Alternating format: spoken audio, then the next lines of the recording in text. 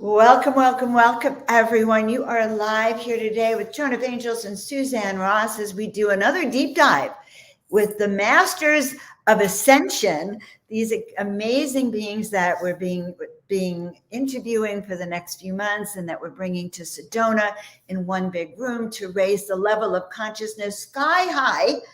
So that this ascension process can continue. So I'm really happy to be one of your co-hosts, Joan of Angels. I'm an intuitive guide myself and director of productions at Portal to Ascension, which is one of the sponsors of the show and of the conference. So welcome, Suzanne. We're back again. Good morning, Joan. This is so much fun. Thank you so much for co-creating these interviews with me. And they have been so inspiring and empowering. What amazing people we have coming to this conference. And this morning, I'm so excited to introduce Karen A. Dahlman. I met Karen through a mutual acquaintance and jumped on the phone with her, and within short order knew she was meant to be at this conference.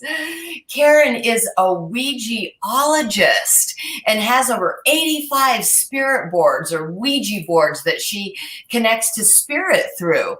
Karen is a psychotherapist, licensed and board certified, a hypnotherapist in private practice, but known in paranormal and metaphysical circles as a Ouijaologist. She has 3 books: The Spirit of Creativity, The Spirit of Ouija, and The Spirit of Alchemy.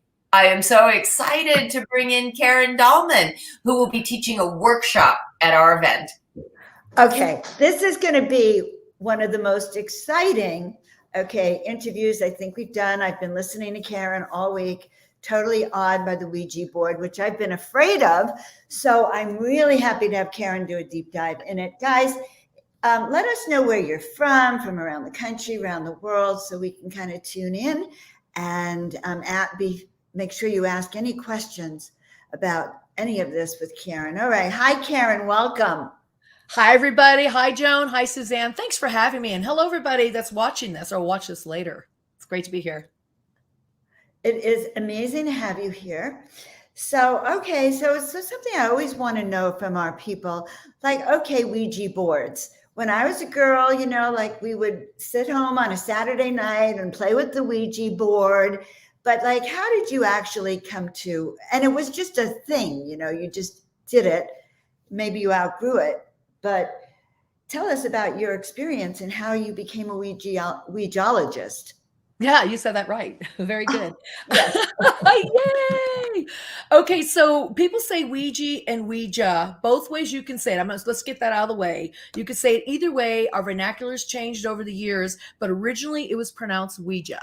So I'm very much a historian. I'm a part of the Talking Board Historical Society. I am a secretary and also a director there. So you'll hear me talk about some of the facts about Ouija as well. So like you, Joan, when I was young, about 8 years old, I was with my friends and they had a Ouija board and I was like, this is stupid. What does this thing do? And they said, you can talk to spirits. Now they had my attention when they said that. So we used it and I was really amazed because they swore they were not pushing it. I wasn't pushing the device, and I'm talking about this thing that goes on a board like the ones behind me and it moves around. Now, this is what got me hooked. So we were using the board and they said, now let us show you who we speak with. And everybody's going to go, ooh, scary. Well, no, it wasn't. What happened is that one of the girls in the room, the older sister, hi, dog. Sorry, I try to keep them out and they come in. I hope my cat comes in. My cats come in when I do this. They love talking about Ouija boards. Okay, so yes. One of the girls in the room, the older sister, had a twin at birth who died shortly after birth. Okay. They were talking to her. Now the older sister was 10 years old. And I said, well, how do you talk to a baby? Goo goo gaga? They said, no, she's actually having a whole life and growing up in the other dimension. That hooked me. I ran home and said, it's true. The afterlife exists. You can communicate with it. And they said, well, how? And I said, through a Ouija board. And they said, oh, sure, wink, wink. And I said, well, if you don't believe me, Santa Claus will. And December 25th, 1973, Santa Claus gave me this board right here. That's my very first Ouija board. And I was hooked ever since. So when you say the Ouija board told you, like where it came from, like, was that like spelling out every letter, or did you suddenly start to develop intuition with it? Like, how did that process work? Because this is big. I know, I'm sure most of our audience has tried it or seen it. Right. Well, I'm just really good at doing it. And, I came into the world being able to see into other dimensions and feel and just know things. And so it was really a progression for me. It always worked really well for me. It doesn't work that way for everybody. I was also doing it and using it in a vacuum. So there was no fear or stigma or stereotypical response to it. It was more like, oh, this is really cool. You're having fun. You're enjoying it. So it was very much a positive thing for me. So I just continued using it for many years. And I'm going on my 50th year next year of using this board. Yeah. So I've been using it a very long time. But Joan, like you just asked, along the way, something really cool happened. And this gets into what I'm going to be teaching at the Ascension Retreat in Sedona. All right. So I ended up using the board after I got out of graduate school to communicate with my higher self. And once I was able to establish that communication through one of these spirit boards, talking boards, Ouija boards, then I was able to start bringing it in myself. So now where I am, where I work, after all these years, is I'm doing a lot of direct, just downloading of, I call it transmissions or information I receive. I'll hear it, I'll feel it, I'll know it. It's really a beautiful love vibration that comes through, and then I speak it. And so, yes, you don't need to use these tools to do what I do, but this is one way, only one small way in which you can learn to channel your higher self, your spirit guides, even pets that have transitioned. There's so much, and I'll be talking about a lot of this, but my focus really is plugging in to the outlet of your higher self, because once you make that connection, whether on a board or off a board, you're going to find that you're going to have ways to navigate life a little more smoothly or without knee-jerk reactions. And so that's where I am today with it, Joan. I've taken it to a level where I don't even need a board. The board is really just a talisman or reminder of what I've been able to accomplish on and off the board. You know what that reminds me of is the pendulum.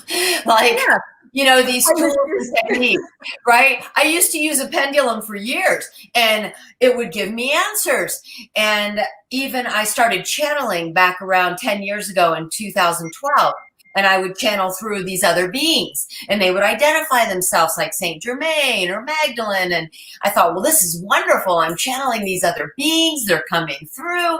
And one day I went to channel and nothing came through. And I went to use the pendulum, nothing. And I thought, oh, wow, have all my guides abandoned me? And in that moment, I started channeling through my own higher self. Yes. And I knew it's time. Now you're channeling your own higher self. Yes, that's exactly the same concept. We all get there in different ways, eventually through evolution, and maybe in this life or another life. But I'm with you on that, Suzanne. It's really important to learn to make that connection. And so what I teach people when I do use the board is I say one of the best connections you can make is with your own higher self.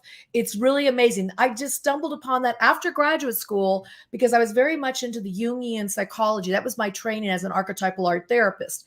We were really into his practice, and he, had the term the higher self as one of the archetypes. We all have this divine self that's beyond our corporeal existence, that exists back and beyond and touches the divine. In fact, it is an expression of the divine within this body, known as Karen right now. But it's that higher self that is source channeling through you. And so I say that's where we need to go with this. That is what I'm going to be teaching at the Sedona Ascension Retreat, as well as the workshop I'll be leading there as well. How to do this with the board and how to do it off the board. Both make that connection. That's such a powerful connection. To me, it is now the primero uno, the most prime connection to make is that with your higher self. Absolutely. It's awakening the divine within, right? And once you awaken that divine within, then you start channeling your higher self, right? I think of it as activating the spark within, igniting your soul, all these different words that we use. But in truth, you start not only channeling your higher self, but becoming the embodiment of your higher self. Yes. right? You're getting this intuitive guidance from your higher self. It's showing you the higher perspective, allowing you to take the higher road, right? And it's sort of the higher self witnessing your ego self, right? So I get nudges, when my ego self starts driving this vehicle. Absolutely. Right? And the higher self says, excuse me, you need to take the high road here. You need to get, move into the higher perspective. But it allows me to check myself up. So yeah, I do. I really feel like once you start receiving the daily guidance from your higher self, you can become the embodiment of that. Absolutely. And you step into bliss. Let's face it, when you start following the instructions from your higher self and guides, you don't get lost. You get closer and closer. I don't know about you ladies, but I wake up, at the crack of dawn, excited. Like I never get tired. I have more and more information. Here's what I learned. The more you say yes, the more they give you to continue the path. So I'm so curious, Karen, about all of your collection of Ouija boards. I understand they're tools. Oracle art is a tool. Crystals are a tool. Skulls are a tool. But you have a magnificent collection of Ouija boards. And I know you belong to the society. So is there something special or different about each kind of Ouija board? Give us a little insight into that. Like say we wanted to even buy a Ouija board. It's a big question. Oh, love it. I love it. So I'm super passionate about collecting boards, but my main passion is using them. And so I really only need one board. And again, as I mentioned, this was the first board, circa 1972 is when that one came out, but I got it in 73. And then they started changing a little bit. What I love about all the different types of spirit boards, talking board, Ouija boards that are out there, they're so unique and different. For example, here behind me, this size, it's backwards, you guys. Over here is an angel board, archetypal archangel board that a psychologist developed and she uses with her clients. It has all the different archetypal angels on there. It's really kind of cool. Then I've got another one back here. Let's see. This is a real old board. This one behind me. This is 1898. Above that, what you can't see is a 1892. Ouija boards came out in 1890, got patented and trademarked in 1891. Well, hello, Alan. Hey, sorry, I missed the beginning of it because I think Ouija boards are fascinating doorways into other realities. But go ahead, continue. And I was just talking a little bit about the history. So you'll see over here, this is a homemade board. Somebody made that for me, a friend of mine. It's called the Egyptian Portal Eye Board. And so you can make your own themes. I have another board up here, a blue one that's called the Luna board. But they all are different. Even the Ouija boards, you guys, when they came out in 1890 and they were held by different companies, different owners, they all had their own vision. So the board started changing. The imagery changed a little by little. For example, this old one, you can see there's a crescent moon up here with a star. This is a full moon, which eventually became a sun and the crescent moon with faces. And you'll see how they change over the years, different sizes, different planchettes. Here's a modern day planchette. There's older ones. Who created it? Did you talk about who was started? Not yet. Would love to, though. Okay, so the other thing maybe we can get to is why people say stay away from Ouija boards because it can open doorways. But let's see who created them first. I'm really fascinated. Yes. So this is really interesting. So the board first appeared in the public in 1886. Okay, it did not appear in ancient Greece and China. There was always divination tools and pointing devices or maybe scribbles on the ground, but that's not what constitutes a Ouija board. What constitutes a talking board, Ouija board, spirit board, the letters, the alphabet on a board with some kind of device. It could be even something like this, a CD, a Tupperware lid I use. It could be a resin thing, or it could be like this. That moves across. That's what constitutes a talking board. Now, it's called Ouija board, but not all boards are Ouija boards because Ouija is a patented trademark name. Hasbro owns it now. But all boards are talking boards or spirit boards. So where'd that come from? The name Ouija, Ouija came from where? Okay, so here, 1886, the first board appeared. The first board came out of the spiritualist camps in Ohio. How do we know this? Because we found the old records that went viral in the Boston Globe. They talked about what was going on. Okay, so this is where it gets really cool. So there was a company named W.S. Reed Toy Company who manufactured in 1886 a board called the Witch board. Now, we have not been able to locate that board, but we think we know what it looks like, okay? However, it was sent to President Grover Cleveland as a birthday gift in 1886. And how do we know this? They took the letter they sent to President Grover Cleveland along with the board and sent it to the Boston Globe, went viral again. Now, President Grover Cleveland accepted the board and wrote them a letter. And the letter also went viral. The letter said something like this: "Dear sirs, we appreciate your ingenuity and creativity with this device, but I hardly think I'll be consulting the affairs of the states with this tool." They took that letter, sent it into the Boston Globe, went viral again. Everybody read about it. So they were master marketers. So what happened was a group of men and one woman, which we found out about her recently, like in the last 10, 15 years. She was lost to history. So we've done a lot to protect her name and bring her forth again. That's a whole other story. But these men and women got together and said, let's do a business deal. Let's do what they're doing in Ohio. Let's develop our own. And so they did. And we think this might be one of the original, what I drew this out of cardboard, but this is very similar to what original board would have looked like before it was a Ouija board. This would have been something you would have seen in Ohio in the spiritualist camps.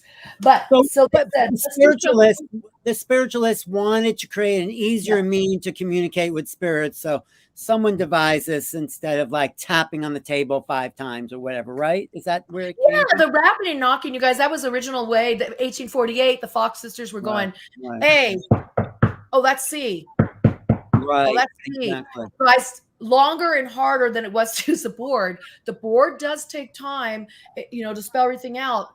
But after a while, you just start getting downloads. So you just start knowing what's coming next. But yeah, they were trying to find a way to communicate more quickly and also effectively, because back then, you probably know this, Alan, they were doing a lot of automatic writing and the words would get illegible, or the automatic writer planchette, which looks like this. You put a pencil in there and you could write with it.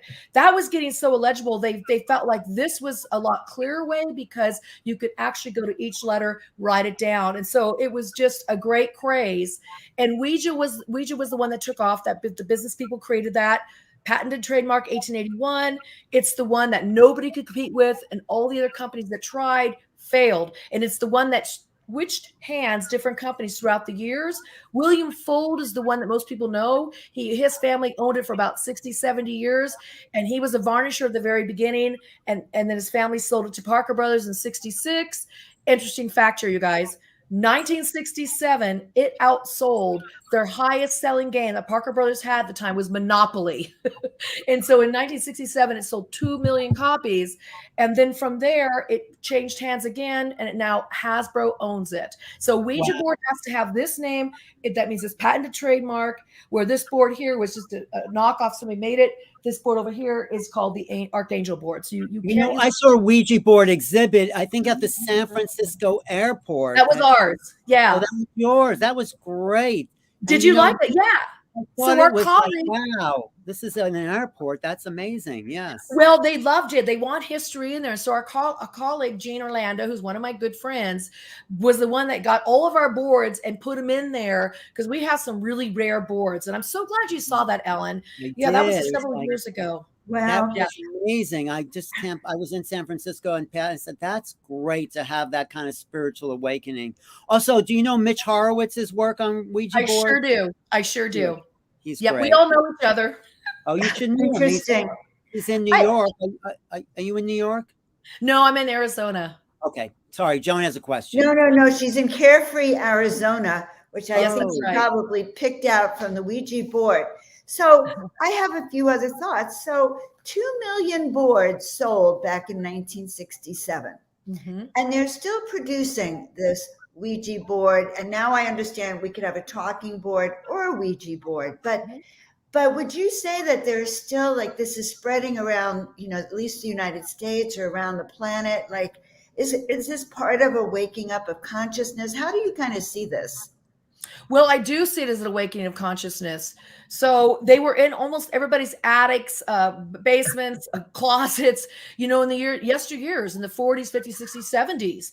And to this day, because you have all this awareness, and it's an awakening when you see these paranormal shows on TV, because people are saying, what else is there? Where did I come from? Where am I going to go? That's where awakening always starts. How do we answer these mysterious questions? And the board is steeped in mysteriousness. It's an enigmatic tool. And so people wanting to use this, I find they can either scare themselves or have a great time, but it's always a choice. And so I do find that the surge of Ouija boards, the sales are still up. You now can buy Ouija everything, clothes, hats, shoes. I have socks. I mean, everything. I do have to ask you that question, Karen, is like it opens that people say, no, stay away. It's open the doorway. You don't know who's coming through and it could be negative. I don't know if that's true, but what do you say? There's a lot of talk about that. You know that, right? I do know that. And that's because it's been used in Hollywood and also other shows and books and stuff. And I will say this, it's a tool. If the tool goes haywire, it's because we, the operator, are going haywire. It's not the tool. Guys, I got to make sure everybody understands this in the audience. This tool is neutral. Nowadays, it's just cardboard. These are back here are wooden, and they're also masonite and different materials they use, but they are neutral. What brings them in to use is your self-channeling. I'm doing nothing more than I would sit with maybe the I Ching, the ruins, a pendulum, dowsing rods, crystal balls, whatever, any type of tool I use, tarot cards, it's the same thing. But because the Ouija is so enigmatic, and people don't fully understand it, it never came with rules and how to use it, or it just was very open-ended on purpose. That was a marketing ploy. And so people can use these tools. And plus, here's some older timey ones. They kind of look a little mysterious, right? A little ominous. And I think that plays into it, the symbolism and stuff. So that's just a marketing ploy, what they use very, very well. But I will tell you this. If you get anything that's not what you want to get on this tool, if you don't worry about the board, check yourself. It's our own projections that come through. We're the ones that allow this tool to work. Yes, I'm channeling, but where are you at in yourself? Are you connecting with your higher self? Are you working with your internal strength, your power, light within? Where are you? And I think too often, Alan, also to answer your question, we project our fears onto something. And this little guy back here tends to get the mass majority of the projections, especially in movies and on these shows. Don't go near them. Well, I'm here to tell you, I've been doing it 50 years this next year, and I've had nothing but enlightening, empowering experiences that are transforming and life affirming with these tools. It's a choice. It is a choice. Do you get the same? Do you still use the boards, Karen? Do you still use them and do you use them with other people to get answers they're seeking? Absolutely. In fact, I was just at a paranormal investigation with a bunch of friends we met at this place that's purportedly has activity. And I love to do the investigations, and I love to just use it as a spiritual tool. Now, when I work on the board, it's typically always spiritual. I just talk to the guides and my higher self, but I train. So I sat down with everybody that was there and I helped them use this tool, because I find that you can use it to communicate with the ones that are transitioned in the afterlife, but you can also use it on so many other levels, as I was mentioning earlier, to talk to your higher self, to talk to your spirit guides, to talk to ethereal beings, to talk to source. Wisdom is where we are. But yeah, I will use it with other people. In fact, at the workshop I'm teaching at this wonderful event we got coming up, you guys, in March, I will be teaching it and sitting down with everybody that joins me and how to use this tool, how to use it accurately, correctly, and learn how you can determine what's coming through, who it is. There's simple ways to do that. And I'm going to be there to help you guys do that. So definitely, this is an opportunity. When I travel, I don't always get the opportunity to always sit down with everybody, but at this workshop, I will. And I'm so excited about having that opportunity. I'm excited too. Alan, I'm going to be getting a Ouija board. I've already decided. No, seriously. And I'm going to I want to talk to Karen about her recommendation, like maybe the Archangel board or a talking board. You know, I think this is really interesting because I'm all about tools. I create tools too. So yes, I'm going to be getting a board. I have only not gotten a board because in the back of my mind, I've heard those, you know, like that the bad energies can come out, and I have not actually allowed myself to go in there. And I think, what if you created a board, Joan of Angels? Well, I've been sitting here wondering about these talking boards. And Karen, I want to talk to you about that too. Absolutely. I think that's fabulous. Look at this. Here's a fun joke I like to do. I love Trader Joe's, okay? And so what I do is I take that paper sack and I just make it into a Ouija board, just like that. Okay. Then I take something like this And this becomes my planchette. You guys, you don't need to have anything fancy. And in fact, I wouldn't spend your money till you know what you really want. I just do this. I made this in about 2 minutes. I was teaching We're going to Trader Joe's today. Just make it. Here you go. Here's one I made too. So when we're Wait a second. It doesn't matter where the letters are? Like, absolutely not. Figure it out? Wow. Absolutely not. My spirit guides, what they'll do when they come through, every time I call them the guides, they will go around and find I'm pushing it right now, you guys, by the way. They'll go around and find them all. And then when they stop, I know they're ready to go. And they'll use every board's a little different that I have. They're not all the same. Well, that's a question I want to have when you said you're pushing it. How do you know when you're pushing it? Oh, good question. That's really the key question, I think. Okay, that is what I will be teaching at the workshop, but I will theoretically tell you now. So you have to get out of your left brain thinking, which is very logical, methodical. You're trying to make things match and be perfect. You got to get into the creative side of your brain. Once you do that, it's like you can flow. And I teach some techniques of how to do that. Here's some other boards that were made by a friend of mine. You could put letters in and you can seal them with some plastic. Here's an outer space. Here's the outer space board. I mean, and so you could just use those. I do. Look at these. They travel well. Look at these little resin planchettes. I'm bringing these. You just resin? You just what is made that? them. Yeah. Made them in a mold. Yeah. Yes. Made them in a mold. You guys, seriously. You just laminate. All you need is a laminator. Okay, say these out of like soda things, or I love my cauliflower pizza crust, and so this becomes a board. You can make round ones. I'm bringing these with me, you guys. If you don't have a board and you want to come to my workshop, don't fret. I will have the traditional Ouijas. I will have these fun plastic ones. I will have cardboard. We can make our own. You'll have a planchette. Watch this. You can even use a beautiful crystal stone as your planchette that'll move around as long as it's smooth. So we're going to have fun. By the way, communicating with your higher self and your spirit guides is supposed to be fun. And so I use a lot of humor when I speak. I use a lot of humor when I teach. Raise the vibration and joy, and the connection is that much more easier to make. And I teach all of that in my workshop. Well, is this sort of a gateway drug to channeling? And well, not drug, but is it a gateway drug? Yeah, I think so.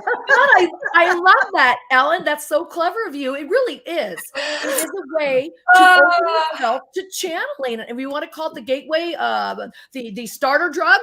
Yeah. It's a happy drug. It's not drug, Happy but yeah, I know. drug. Yeah. In fact, I say don't mix spirits and spirits. So don't mix those kind of spirits with these kind of spirits. So you want to stay in your right frame of mind when you do this tool, because what it does, it's really working off you. Again, if anything comes through that people say, well, I get this negative. Well, that's because you've got that within you, not to shame or blame, but to say, hey, let's check that. Let's work on our inner energy first and the fears we harbor. Because if you have these fears about this tool, they will get in the way. But I can show you techniques of how to get those step aside and open. I just worked with this gentleman this weekend, and he was like, I don't know. He sat down and really wanted to do it. And all of a sudden now he just bought himself a board. He's ready to roll. He went right to the top of the class, connected with the spirit guides. It was beautiful to watch this all within a matter of an hour. It's really quite impressive. You know, more than connecting with spirit guides, I mean, this is what I teach in remote viewing. We're connecting with the divine self that really knows everything about everything, our eternal, immortal essence. That's what we're connecting with, I think. Correct. Call it whatever you want. And we were saying earlier, it's like once you make that connection with your higher self, you really are connecting with source wisdom. In fact, we are source in form, an expression, an extension of source, experiencing these different incarnations. You're absolutely right. And so that's advanced Ouija. We're talking Ouija 101 right now, but you're right. Advanced Ouija, we're going into 400 levels, graduate levels. Right. And that's it. You're really channeling source. And so my talk that I'll be speaking about there will be a predecessor, a springboard to the workshop where I'm going to show you how to make that and go right directly to source. But it's through your higher self. It's just amazing. Beautiful. That sounds great. We have a lot of activity here in the comments. So we've touched very briefly on what happens if you're not using it accurately, but we do have someone commenting. Well, we have two different kinds of comments. We had someone commenting on some unfortunate experiences, but then we had Christopher talking about calling in the masters. Okay. And I love that you are inspiring us to call in the big dogs. Okay. Yeah. You know what? Guess what? You can call them the big dogs. I'm at the point now where I just call them the guides. It's truly an extension of source wisdom. They say to me, the only thing that separates us is our frequency, our rate of vibration. You forgot humanity, forgot who you are. We know who we are. We know we are source. And so they help every message that comes through that I work with the tool now, every channeling session I do off the board, it's all about how to remember, put together who you really are, and remember that you are source incarnate expression. So yes, call in the big dogs, call in the archangels. We could separate them out, but even after separating them out, we're really all connected. Yeah. So people go, what's the name of my spirit guide? Why? My spirit guide say we don't have names because we are just source. We're that extension, and so are you. So if you want a name, you'll get it, but you don't have to have a name. So don't worry about that. People get hung up on that as well. So when you're sitting at the board and you usually do it with two people or just yourself? How do you do I like to do it with two people, and I'll tell you why. It works with one person. Okay. I don't want anybody to get freaked out on that. You can do it by yourself. I love two people because when I'm with a partner, we get to have that dialogue. It's not always what happens on the board. It's how the messages resonate within ourselves. And it's like a chance to evolve and grow spiritually. And so it's that conversation. That's how I teach the tool, how to use it with somebody so you can also have those deeper talks about spirituality, what's going on in the universe, where you came from, where you're going. And it becomes this huge process. But also, you can use it by yourself. I do sometimes. I typically now just channel directly and record it, write it out, as opposed to just getting on the board, because it's still like D, P, B, Q. And I go, hey, how are you today? It comes through so much quicker. If you're working with someone else, though, and you're channeling your higher self, they're channeling their higher self, doesn't your higher selves have to be in alignment, or else you'll just tear the thing apart? Like, I want to go this way, that way. I mean, how do you get that alignment with that other person? It takes time. That's a beautiful question. It does take time, you guys. In fact, people say, well, I bought a board, pulled it out of the box, and it's not working. I said, well, are you broken? Did you put your batteries in? No, just kidding. I say reboot. What I say is this, it does take time. This is a tool. We're not used to getting out of our way, get out of the ego and into this free-flowing way. This really teaches a lot about patience. I tell everybody, practice the 3 Ps: patience, perseverance, and persistence. And if you can do that with this tool, it will start working. But even when I work with somebody new, it doesn't work like you would see me on my YouTube channel doing it. It's like fast like this. It's still a matter of calibration, I like to call it.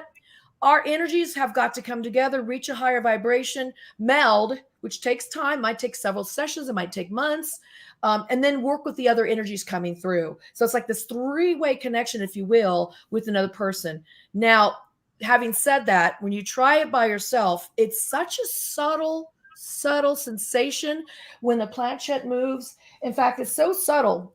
It's like you'll feel like it's pulling you. And I tell them, I'm pushing it right now, you guys.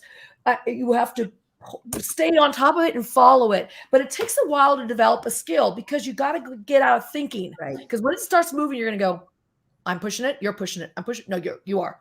And then you get beyond that. And next thing you know, it's flowing. And all you can do is just stay with it, stay on it. So it's actually a beautiful. You're still pushing it. There's a part of our higher self that's still moving that. It's not just. Yeah, it's pulling it. It's a pulling sensation. So my conscious self is not pushing. It's like dowsing. It's like dowsing. Absolutely. Very good. It's totally like dowsing. Yeah. It's totally like, pendulum scrying. It's you got to step aside and allow it to happen. But the pendulum's great because it moves. It's like you don't go, I'm consciously moving that, but something in you is making it happen. This brings up the topic of ideomotor effect, which basically means your brain can move parts of your body and you're not aware of it subconsciously. So it takes a hold of those fine motor muscle movements. And I'm not opposed to that description, but I'll tell you what, if that's how it's working, dang, I'm pretty good. Because we all are really good. We're all always channeling, and we can let go. I don't care if it's coming from a higher self, my ideomotor, or the spirits out here. I think it's a combination of it all, really. And then I'm getting these incredible messages that are resonating for people or for myself and changing people's lives for the better. So that's what matters to me. But yes, there's a lot of different ways people say it works. If it is the spirits out there, the spirits then operating through your body to move it, is that one? I mean, because that's a little weird. Okay, so this is what I say. I've heard people say that. For me, no. I don't feel any spirits. I'm not doing trance mediumship. I don't black out. I don't let spirits come through. I'll tell you what I feel. And I know, Suzanne, I know all of you know this actually, and we were talking about the higher self earlier. Once you tap into the higher self, and I will teach a great technique how to do this. The guides and my higher self taught me this, but I'm just going to talk about it in theory. Once you make that connection, it's like a funnel of unconditional love washes over you. It's one of the ways you're aligning and you've got that connection happening. So it's a beautiful, such a beautiful marriage. But it's not like the spirits are coming in me, like old seance times. It's the energy. I'm opening myself to that higher self to bring through energies, but it's really an external. It's not like I'm bringing spirits in me at all. You have incredible energy, my dear friend. I'm just loving your energy. I tried to use a pendulum with the alphabet before. It must be somewhat similar, but I kind of went through a phase where, that's what I was doing. I was trying to get names, like names of my other soul aspects, or for somebody else, what are the names of their higher dimensional selves, and it would work. It would be like, well, there it goes. You know what I mean? And I was like, whoa. So it sounds kind of similar. It is, and let me show you. I gotta get this because I want to show you guys something. You brought it up, and I didn't know if you're gonna bring this up today. Okay, so here we go. This is actually a pendulum board. It's called a pendulum. Okay, so it's oh my God, that's the nicest pendulum board I've ever seen. Isn't it gorgeous? Oh my God, I want it. Did you? It's make beautiful. That? It's old. It's like from the 60s or 70s. Okay, so this is the deal. I use it as a talking board. This can still go around and hit the letters, you see, or you can use it with your pendulum. So I use the round ones as multi-purpose. Isn't that pretty? I didn't even know there was such a thing. I created one on note paper. That is cool. Well, I say when you create your own, it's like you made it for yourself. There's something beautiful about that, and it resonates with you. Like I do love collecting the boards, and this is probably my favorite board right there from Santa Claus. But I love all the boards. I love making them myself because it's really, the board doesn't matter. I haven't met a board I don't like. Every board works because I work. The channeler works, you guys. We're channeling, not the board's doing nothing. It's just my theatrics. But is there boards you like better than other boards for some reason? Or I do. I love the Ouija boards because I love the history of Ouija. But this one I use all the time on my YouTube show because see how big it is?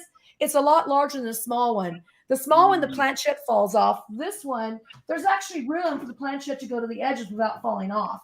The smaller boards, the planchette falls off. So that's why I like that board better. And that's a 1950-60 board. And that's a William Fold board, where this is Parker Brothers board. I got all the ones from all the different companies. Where's the name planchette come from? What's that mean? That's a French word. It means little table. So little plank, little table. So what happened was this, and I'm going to bring some of the stuff when I speak, you guys, and when I teach my workshop in Sedona in March. So what started was this thing called a automatic writer known as a planchette. It did have this shape, but there was an aperture in here to put a pen or pencil. This started in the 1850s. It came over to the United States about that time after it started in France. So they were using it like this to write, okay, the pencil. And it worked really well, blindfolded or whatever. You could write, turn the page, write. So they took that planchette, paired it, which is a writer, automatic writer, paired it with this talking board that came out of spiritualist camps in the United States. And then voila, you get the beautiful marriage of spiritism from France, which is what they were doing, and spiritualism in the United States. Put them together, voila, you get the talking board. So it's pretty cool how it evolved. Very fascinating. Do you remember? I just want to say that whole movement was so huge in the 1800s into the early 1900s, and Theosophy came out of that. And that's right. The Lucis Trust, all those metaphysical kind of activities. What's his name? Rudolf Steiner emerged out of all that. There was a whole spiritual revolution in the mid 1800s. And just one interesting point is that spiritualism with the Fox sisters developed around the time that the telegraph came in. Non-local communication. Isn't that interesting? So we had non-local physical technology, which was the first. The telegram, like, oh, you got a message from around the world. That was you'd have to wait for a newspaper or someone to arrive to give you the news. And then the telegraph just gave you this non-local awareness. And that's the same time spiritualism developed. And that's Absolutely. Yeah. Because now we have the new channeling. Right? That's still true today. Right? It is. Messaging, right? Non-local, messaging. right? But here we're like telepathically communicating. Well, I call this my great cosmic phone. It works like our wireless phones, but I just dial up the frequency through my own intentions is how I dial frequency. And I just, when I channel directly, I dial the frequency through the intentions and what I want to connect with.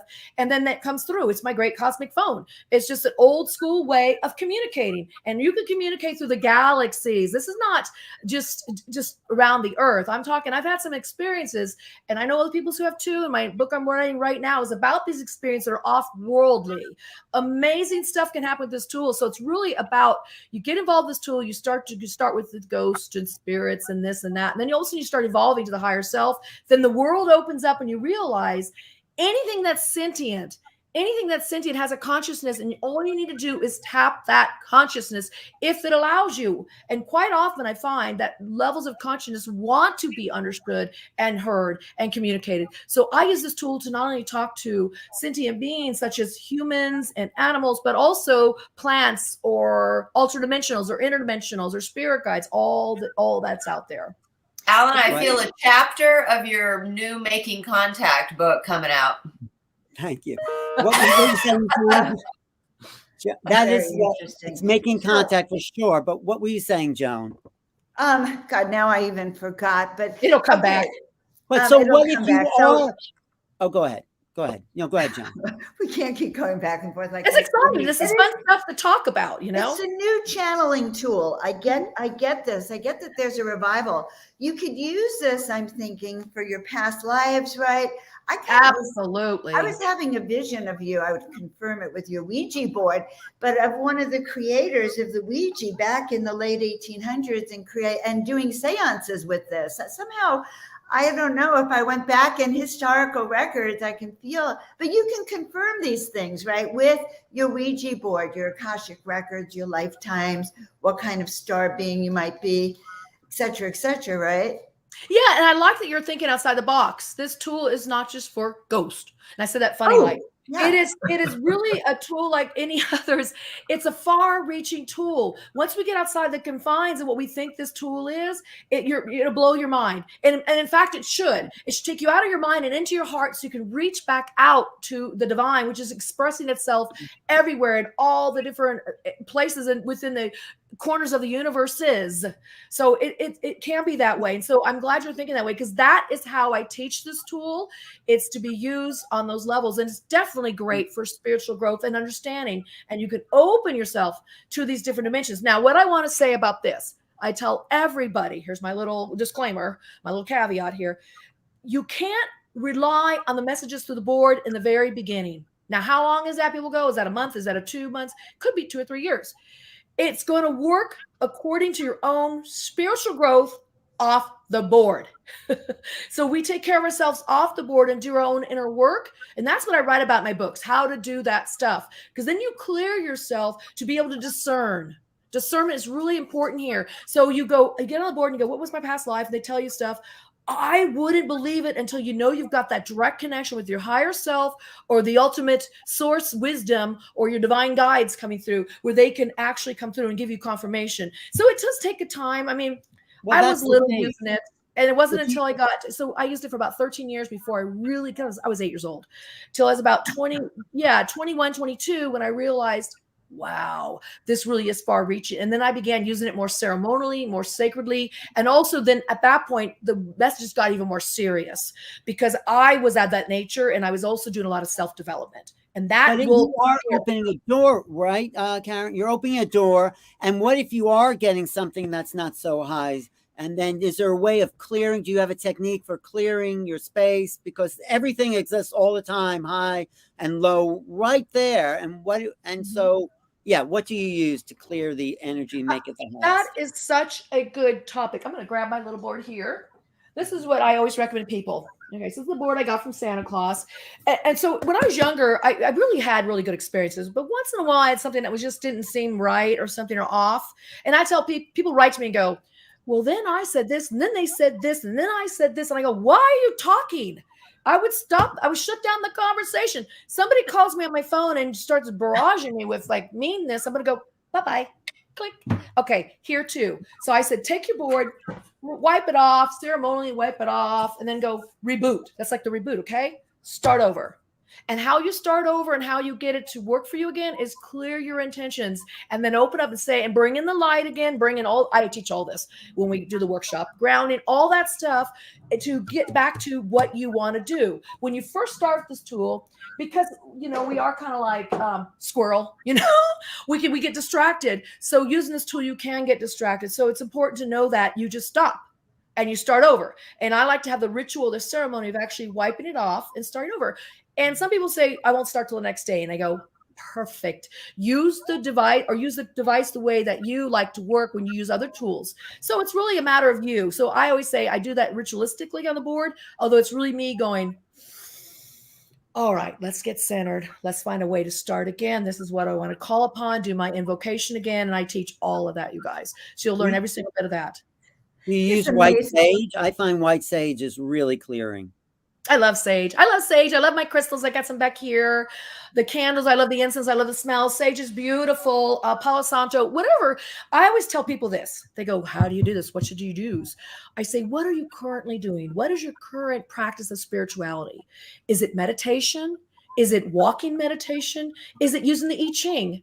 I say, whatever you're doing there, bring those rituals, or if you like sage or crystals or whatever you're doing there, bring it to this. Let's don't reinvent this tool. Let's just bring what you're doing that works for you to this tool and incorporate it. It's really that simple. Great.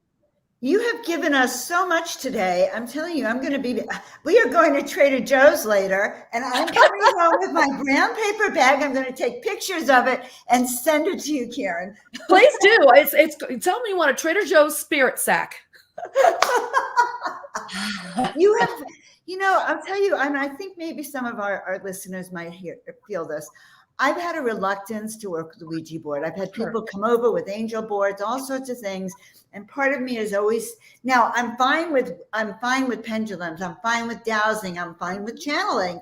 But there was that little stigma. And what I realized is that you've just really cleared that frequency of it. I think so much, maybe, you know, there's a part of society, they don't want us to dive into these things. Correct. This is such an easy way.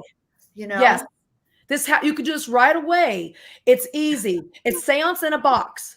For $20. Okay? From Trader Joe's. And just make your own, you know, guys, like I did here. This one I made in maybe 2 seconds. Get all the letters on there, though. By the way, you don't need numbers. You don't yes, no. You don't need goodbye. You want to know why? It can spell it out for you. It can spell out numbers and letters.